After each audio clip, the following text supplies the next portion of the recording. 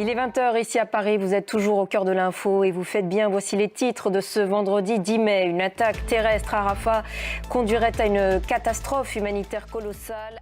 Dans une quinzaine de minutes maintenant, on reviendra sur le phénoménal succès de Taylor Swift, actuellement en tournée en France.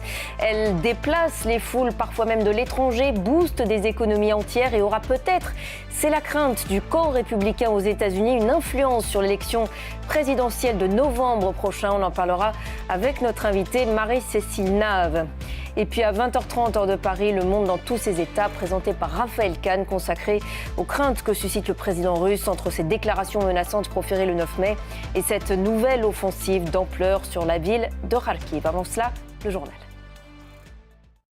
Alors qu'Israël semble avoir l'intention d'étendre encore son opération à Rafah, le secrétaire général de l'ONU prévient une attaque terrestre conduirait à une catastrophe humanitaire colossale. Pendant ce temps, l'UNRWA, l'agence de l'ONU pour les réfugiés palestiniens, annonce la fermeture de son quartier général à Jérusalem-Est après 2 tentatives d'incendie. Des feux ont ainsi été allumés par des extrémistes israéliens, selon le commissaire général de l'agence, Léo Péchard. Je vous le disais également en titre, inquiétude en Ukraine alors que la Russie a lancé une offensive terrestre dans la région de Kharkiv et tente d'y percer les lignes de défense. Voilà, et à noter que la Maison-Blanche a annoncé tout à l'heure une aide militaire supplémentaire de 400 millions de dollars pour l'Ukraine.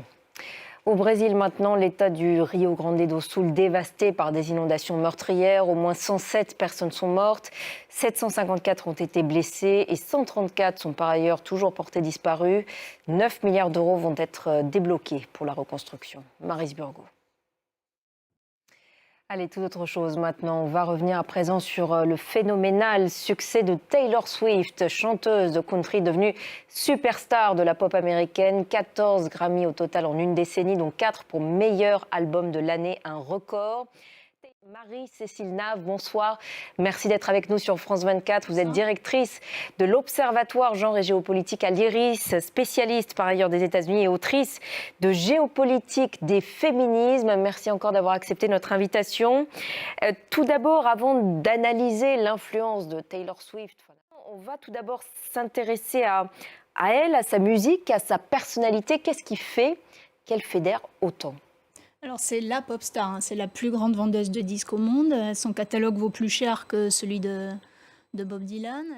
Merci beaucoup Marie-Cécile Nave pour votre éclairage ce soir sur Taylor Swift et sur son influence sur la vie politique aux États-Unis. Et on parle toujours de musique, vous le savez, c'est la finale demain samedi de l'Eurovision. Le représentant français Slimane a pu présenter dès hier soir au public Mon amour, le titre qu'il interprétera lors de cette finale. Ses supporters sont déjà sur place et vous allez le voir, il ne passe pas inaperçu. Claire Véroff.